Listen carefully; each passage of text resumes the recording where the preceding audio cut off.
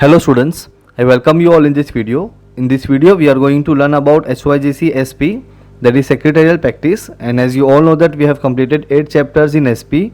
So right from first chapter to 8th chapter we have already completed, and after that we have started with the chapter number 9, that is repository system, and in that also we have completed 4 parts.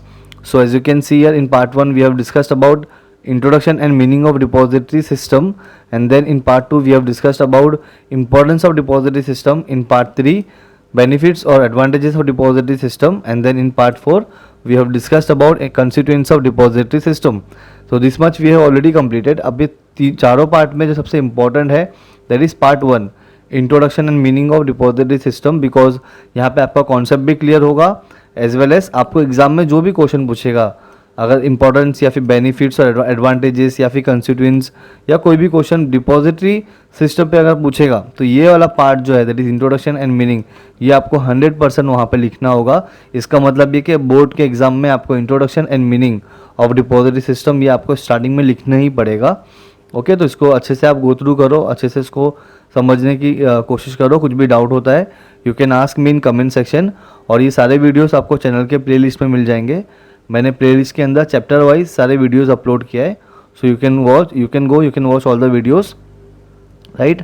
चलो let's start with our today's discussion, that is concept and terms related to depository system. तो इसके अंदर basically we are going to learn about 3 things. DRF करके हमारा code है, या आप doctor F भी उसको बोल सकते हो, या FDR बोल सकते हो, RDF बोल सकते हो, आपके ऊपर है. तो सबसे पहले हम लोग स्टार्ट करेंगे with this code, that is D से आएगा हमारा डीमटेलाइजेशन, R से आएगा रीमटेलाइजेशन, एंड F से आएगा फंजेबिलिटी. जिससे कि आप सबको पता है हम लोग कोई भी टॉपिक को स्टार्ट करने से पहले, आपके जो बुक में दिया हुआ है उस चीज़ को रीड करने से पहले, समझने से पहले हम समझते हैं हमारा बेसिक कंसेप्ट. तो बेसिक कंसेप्ट में हम लोग डिस्कस करते हैं about the topic, so that हमको ये मालूम पड़ जाए कि बुक के अंदर हम लोग क्या पढ़ने वाले हैं, राइट. चलो स्टार्ट करते हैं with very first point, that is dematerialisation. Now what is the meaning of dematerialisation? तो basically dematerialisation is a process, ये एक प्रोसेस होता है. और ये कौन सा प्रोसेस होता है? ये प्रोसेस होता है कन्वर्जन का, जहाँ पे आप अपने फिजिकल फॉर्म ऑफ सिक्योरिटी को कन्वर्ट कर सकते हो into electronic form of security. So we can say dematerialization is the process of conversion of physical form of security into electronic form of security. Alright, जहाँ पे अगर आपने किसी भी कंपनी का शेयर परचेज किया है तो आपको एक शेयर सर्टिफिकेट मिलेगा फिजिकल फॉर्म में, मतलब पेपर वाला एक शेयर सर्टिफिकेट होगा. तो उसके चांसेस है, हम लोगों ने ऑलरेडी इसको पढ़ा है कि उसके चांसेस होंगे कि वो घूम जाए या चोरी हो जाए. ओके, तो ये सब चीज़ों से बचने के लिए आप क्या करोगे, अपने फिजिकल फॉर्म ऑफ सिक्योरिटी को कन्वर्ट करोगे into electronic form of security. Alright, so इसी प्रोसेस को हम बोलते हैं डीमटेलाइजेशन. सो डीमटेलाइजेशन का मतलब हो गया conversion of physical form of security into electronic form of security, पहला चीज़. सेकेंड, अगर आप देखोगे रीमटेलाइजेशन, तो रीमटेलाइजेशन इसका उल्टा हो जाएगा. डीमटेलाइजेशन का उल्टा होता है रीमटेलाइजेशन. दैट मीन्स यहाँ पे आप क्या करोगे, you will convert your electronic form of security into physical form of security. Alright, तो डीमटेलाइजेशन और रीमटेलाइजेशन दोनों अपोजिट है एक दूसरे से. नाउ लास्ट आपका आता है फंजेबिलिटी. तो फंजेबिलिटी का मतलब होता है एक्सचेंजेबिलिटी, मतलब किसी चीज़ को एक्सचेंज करना. मैंने यहाँ पे आपको एक सिंपल सा एग्जांपल दिया हुआ है. ये भी 2000 का नोट है और ये भी 2000 का नोट है, और यहाँ पे आप देखोगे तो ये 2000 का नोट से एग्जांपल, आपने ये वाला जो नोट है, दिस नोट आपने बैंक में जाके डिपॉजिट किया और आप एक 5 दिन के बाद में वापस गए अपना पैसा लेने के लिए. तो जब आपने 2000 का नोट दिया था तो ये वाला नोट दिया था, पहला वाला, जिसका नंबर है 2BE 904061. ऑलराइट, और यहाँ पे आप देखोगे जब आप 5 दिन के बाद में बैंक में वापस गए पैसा लेने के लिए, तो जो बैंकर ने आपको पैसा दिया वो ये वाला नोट दिया आपको, उसका नंबर है 5CT 199410. वैल्यू दोनों का सेम है, बट जो नोट आपने वहाँ पे दिया था सेम नोट वो आपको वापस नहीं दे रहा, लेकिन उसका वैल्यू तो सेम है. तो इसी प्रोसेस को हम लोग बोलते हैं फंजेबिलिटी, मतलब अपनी सिक्योरिटी को आप एक्सचेंज कर रहे हो लेकिन उसका वैल्यू क्या होगा, सेम होगा. से एग्जांपल, ये 2000 को नोट आपने दिया था और बदले में उसने आपको 500 के 4 नोट्स दिया, तो वैल्यू सेम है उसका, बट जो करेंसी जो नोट है वो अलग है, लेकिन वैल्यू सेम है. और इसी प्रोसेस को हम लोग बोलते हैं फंजेबिलिटी. जब इसको हम लोग बुक में रीड करेंगे तो आपको 100% इसका कंसेप्ट क्लियर हो जाएगा। ऑलराइट, सो हम लोग स्टार्ट करते हैं विद डीमेटलाइजेशन। नाउ डीमेट बोलो या फिर डीमेटलाइजेशन बोलो। So dematerialisation is a process whereby a client can get physical certificates converted into electronic mode। तो फिजिकल फॉर्म ऑफ सिक्योरिटी आप कन्वर्ट कर रहे हो इनटू इलेक्ट्रॉनिक मोड, पहला चीज़। अच्छा, अगर ये प्रोसेस को आपको अगर करना है तो उसके लिए कुछ प्रोसीजर है वो आपको फॉलो करना पड़ेगा। प्रोसीजर देखते हैं अभी क्या है। The client has to surrender the certificate. Surrender मतलब आपको सबमिट करना पड़ेगा along with the demat request form, DRF आपको सबमिट करना पड़ेगा। ओके, किसको करना पड़ेगा? डीपी को। और जब जो डीपी होगा, the DP forward this to the depository. और डीपी किसको देगा? डिपॉजिटरी को देगा, who in turn forward it to the issuer. Issuer मतलब कंपनी। सिंपल सा प्रोसेस है। सबसे पहली बात तो आपको ये मालूम रखना है, अगर आपको फिजिकल फॉर्म ऑफ सिक्योरिटी को कन्वर्ट करना है इनटू इलेक्ट्रॉनिक मोड तो सबसे पहले आपको सरेंडर करना पड़ेगा आपका शेयर सर्टिफिकेट और आपको एक सबमिट करना पड़ेगा डीआरएफ, डीमेड रिक्वेस्ट फॉर्म। आप किसको दोगे? आप दोगे डीपी को। और ये डीपी किसको देगा? डीपी सीधा जाएगा कहाँ पे? डिपॉजिटरी के पास में। और डिपॉजिटरी जो होगा वो जाके किसको देगा? To the issuer. इशूअर का मतलब होता है कंपनी, वो कंपनी जिस कंपनी का शेयर्स होगा वो कंपनी। ओके, और कंपनी को ही इशूअर बोलते हैं। चलो स्टार्ट देखते हैं आगे का। After confirmation from issuer, issuer मतलब कंपनी ने कंफर्म कर दिया, the depository will credit the securities in the demat account with DP. DP का मतलब होता है डिपॉजिटरी पार्टिसिपेंट्स। ऑलराइट, सो जैसे ही कंफर्म हो गया तो कंपनी ने after confirmation from the issuer, depository will credit the securities in the demat account. Demat account आपका ओपन होगा। ये जो इलेक्ट्रॉनिक मोड की बात हो रही है ना, इलेक्ट्रॉनिक मोड ऑफ सिक्योरिटी का मतलब ही होता है कि आपका एक अकाउंट ओपन होगा, उस अकाउंट में आपका सिक्योरिटी होगा और उस अकाउंट को हम बोलते हैं डीमेड अकाउंट।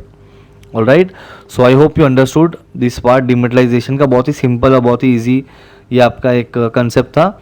आपको कुछ भी डाउट होगा, कोई भी वर्ड आपको अगर नहीं समझा होगा, then you can ask me in comment section. Alright, तो इसका अच्छे से नोट प्रिपेयर कर लो।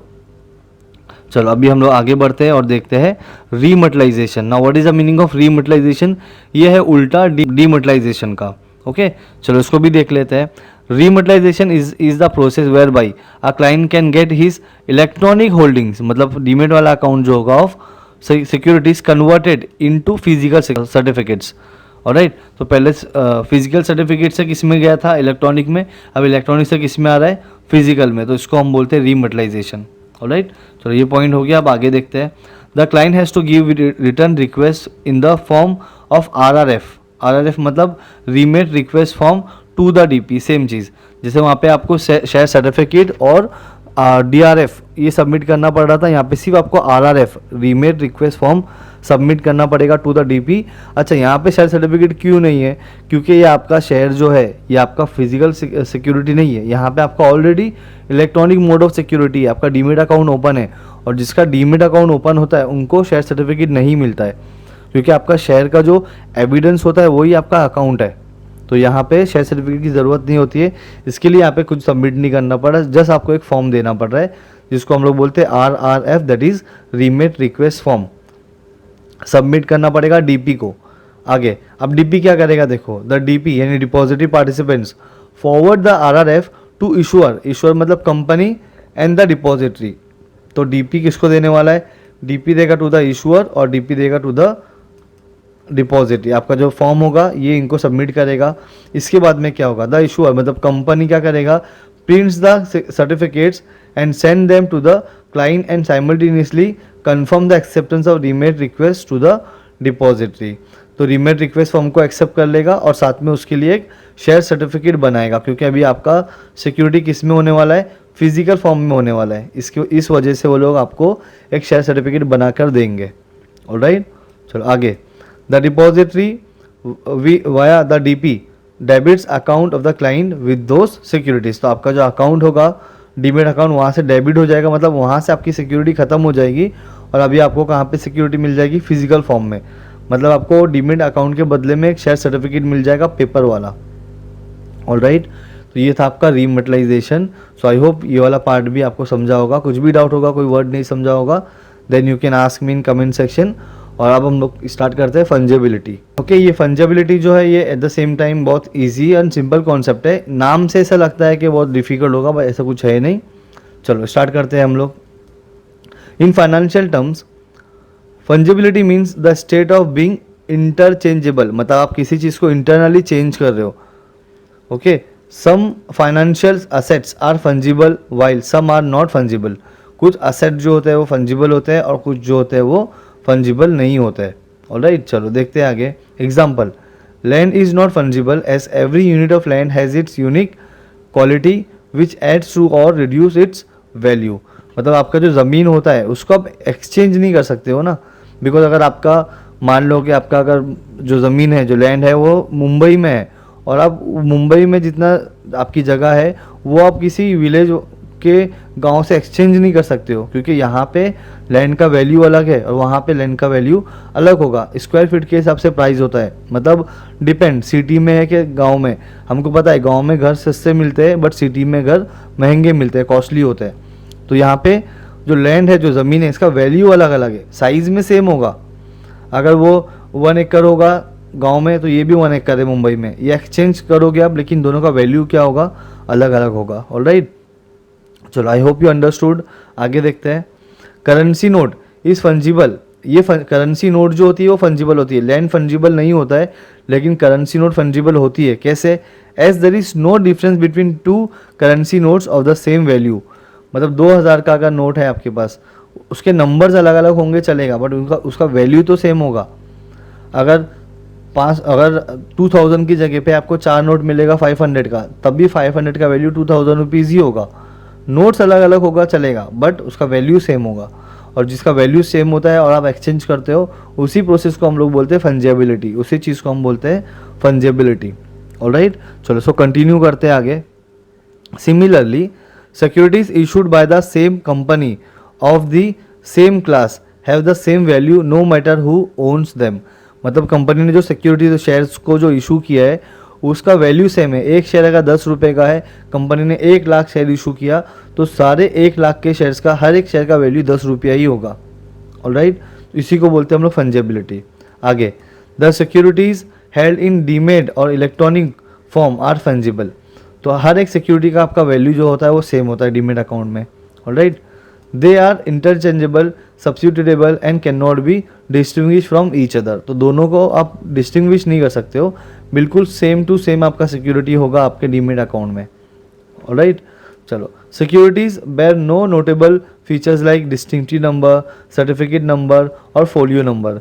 जिस तरीके से फिजिकल फॉर्म ऑफ सिक्योरिटी आपका होता है, जहाँ पे आपके हर एक शेयर का एक यूनिक वैल्यू होता है, आपको हर एक शेयर का शेयर सर्टिफिकेट होता है, डिस्टिंक्टिव नंबर होता है हर एक शेयर्स का, जो हम लोगों ने डिस्कस किया था हमारे चैप्टर नंबर 6, 7, 8 में।